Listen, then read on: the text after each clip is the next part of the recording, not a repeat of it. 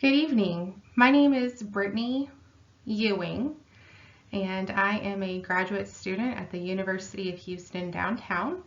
And this is my diversity and inclusion presentation on the Boys and Girls Clubs of San Antonio. The mission of the Boys and Girls Clubs of San Antonio is to inspire youth, especially those who need us the most, to achieve their full potential in a safe, positive, and engaging environment that promotes education, health, and character development. Our senior leadership is an all-female staff. That is something that we're very proud of because it has taken a while for women to achieve senior leadership positions. And so our senior leadership consists of Ada Cyans. She is our Chief Executive Officer. She identifies as a female. She is a heterosexual. She's Hispanic, 42 years old. She has her master's in community mental health counseling. She is married, a mother, and she has been with the Boys and Girls Clubs of San Antonio for 8 years. Susie Alvarez is our Chief Operating Officer. She identifies as a female, heterosexual, Hispanic. She's 36 years old. She has her Master's of Science in Nonprofit Management. She's married, she is a mother, and she has been with the Boys and Girls Clubs for 14 years. This has actually been her only workplace career. She started with the Boys and Girls Clubs as a youth development professional and moved her way up in the organization. And now she is our COO. Our Chief Financial Officer is Ashlyn Barnes. She identifies as a female. She's heterosexual. Her ethnicity is white. She's 32 years old. She has her Bachelor's of Science in Accounting. She's married. She is a mother, and she has been with the Boys and Girls Clubs for 4 years. In the Development Department, the Chief Development Officer is India Chumney. Again, she identifies as a female as well. She's heterosexual, white, 67 years old. She has a Bachelor's of Art in Spanish and Latin American Studies. She's widowed, she is a mother, and she has been with the Boys and Girls Clubs for 6 months. And lastly, Tia Jackson. She is our Chief Human Resources Officer. She identifies as a female. She is heterosexual. Her ethnicity is Black. She's 32 years old. She has her Master's of Science in Human Resources. She's married. She is a mother, and she has been with the organization for 2 years and 6 months. A little bit about the organization and the history. Since its inception, the Boys and Girls Clubs of San Antonio has remained committed to helping area youth reach their full potential. This commitment has guided the Boys and Girls Clubs in equipping our youth for success with diverse, innovative after-school and summer programming that meets their interest and developmental needs.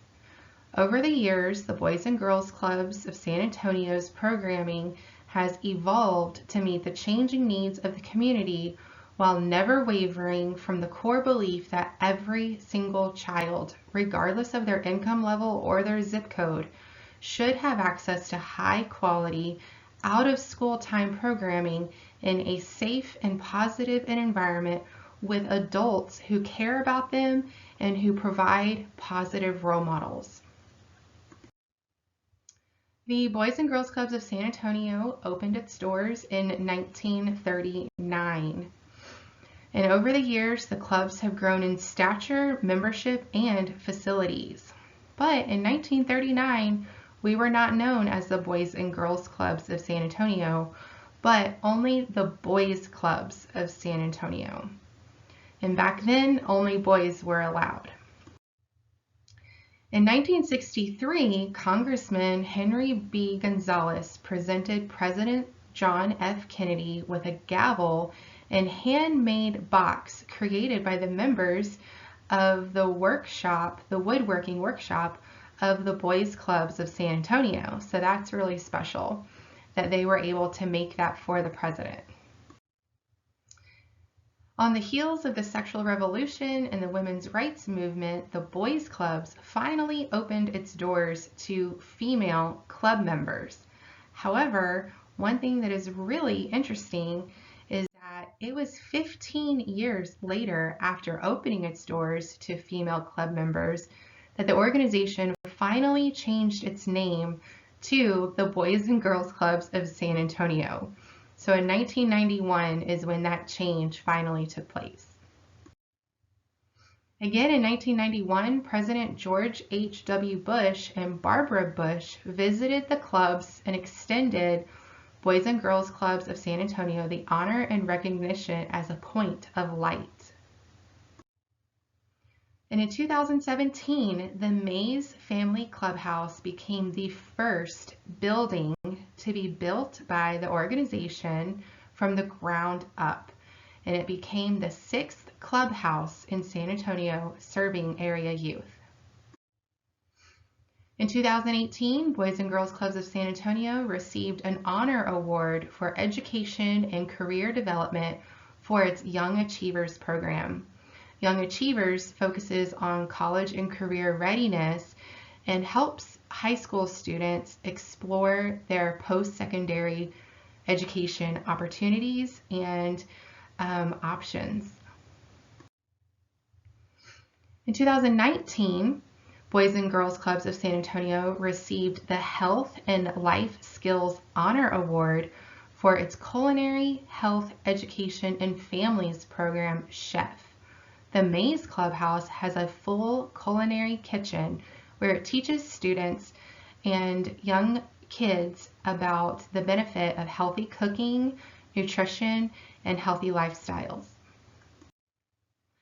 Today, the Boys and Girls Clubs serves over 3,700 members, and our club members are ages 6 through 18, and we serve them at 6 different clubhouses here throughout the city of San Antonio.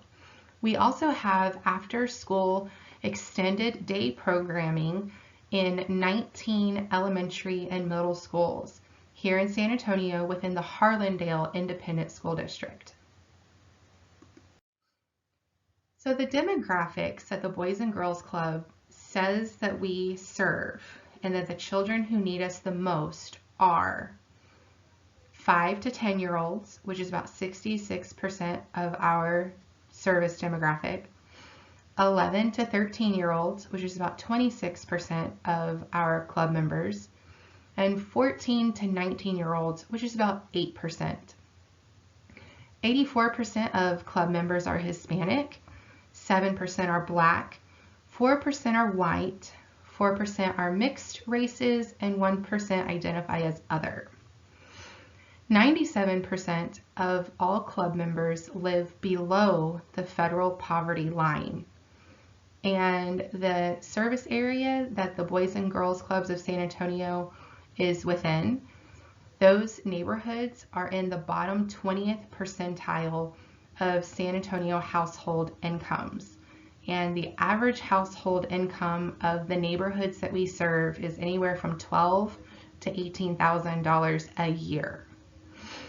81% of club members and the neighborhoods that we serve, 81% of those people receive food bank services. 75% of our youth are at risk of dropping out of high school because either their parents don't have high school diplomas or they just haven't had that example of higher education set before them. And 63% of our club members live within a single parent household, and 46% of parents do not have a high school diploma. So who do we say that we serve, and who do we actually serve the most? We say that we serve San Antonio ISD, South San Antonio ISD, Harlandale ISD, and Judson ISD. We also say that we serve 6 to 18-year-olds. And we also say that our membership is pretty evenly divided between male and female club members. However, based on the fact that we only have extended day programming in the Harlandale School District, we primarily serve this school district. While we do have club members from the other school districts, those students must come to a clubhouse in order to receive services. And then while we do say that we serve 6 to 18-year-olds, we really serve a vast majority of 6 to 10-year-olds, as we saw on the previous slide. And those are 50-50 male-female. So what is the intersectionality of the students that we serve? The students that we serve are elementary aged, Hispanic, who identify as a boy or a girl. They're from extremely low income single parent families who receive government social services such as Medicaid and food stamps and free lunch. But who are the underserved? Who do we say that we're serving, but that we're not actually serving? The underserved demographic of the Boys and Girls Club is teenage males. And I came to this conclusion by looking at our 2021 annual report demographics and calculated the ratio amongst men and women, male and female teenage club members. As the boys get older, they begin to drop off and the ratios begin to become greater.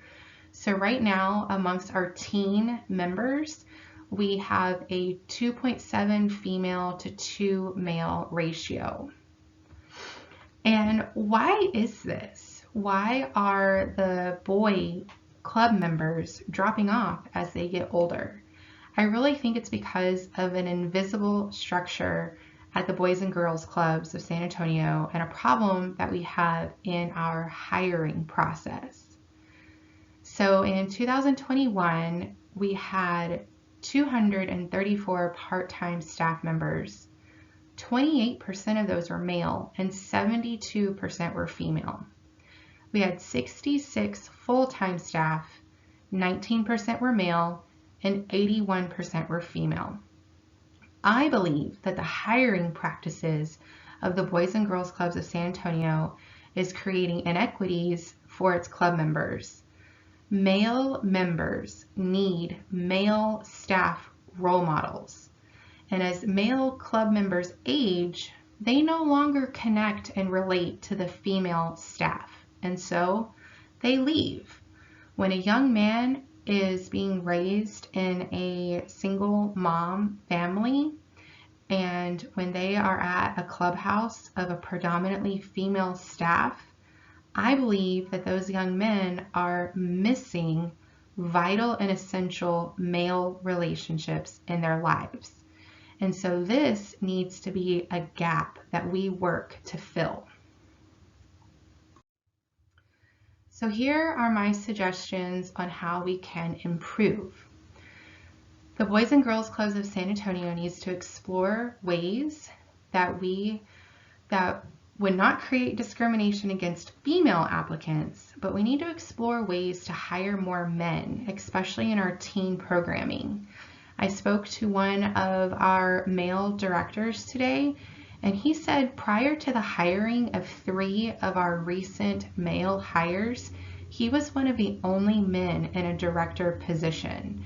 And so again, young men need men to look towards for that role modelship, for character, for leadership, and just those qualities that they need to be able to grow into civilized adults. And so I think one way that we can retain our boy and young man club members is by creating an incentive program for club members and their parents when kids are involved all the way through high school. So if you have kids who have been there since elementary school, let's provide them with some sort of reward, possibly a college scholarship. Right now we have scholarships, but again, most of our teenage club members are girls. And so maybe we can create a special scholarship just for guys, and that could be an incentive to help keep them around. And right now, the scholarship eligibility is open to any club member who has been a member for at least 2 years. My suggestion would be to expand that all the way back until middle school, so about 6 years. That way, club members are incentivized to stay a member longer. And then finally, we need to find ways to appeal to high school guys. We need to change our programming, make being a club member cool, because if they're battling peer pressure and guys at school find out that they're a club member, that may not be a cool thing. And so I would suggest making the reputation of the Boys and Girls Club something that more kids want to be involved in. And then ways that we need to enhance our leadership team. So with the staff, we definitely need to have more male directors. I completely understand that having female leadership is amazing and is a big deal and is something to be proud of, because that is huge strides for females. But when you are creating inequities and disparities for your club members because you have a female staff, then I think your female staff is actually doing a disservice. And so there needs to be some deeper research done within the clubs about how males are needed in the staff to help male members stick around and really have the role models that they actually need. And so again, that just goes back to having more male directors and having more male youth development professionals. I also really think that we need to really work on recruiting and hiring and staffing more club alumni. Who would be better to reach out to our club members than alumni? Those are going to be the people who really get it. And again, that goes to our board. Right now, on our board of directors, there are no alumni. There are no people from the community that we serve.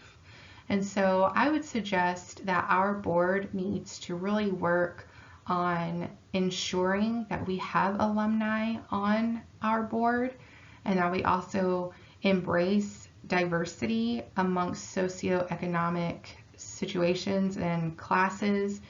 And then I really think we need to have committees.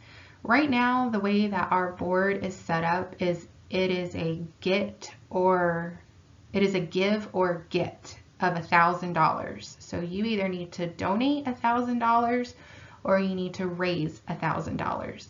And that might be outside of the reach of some people. So if we have more alumni, a more socioeconomic diverse board, then we'll probably need to change that give or get threshold.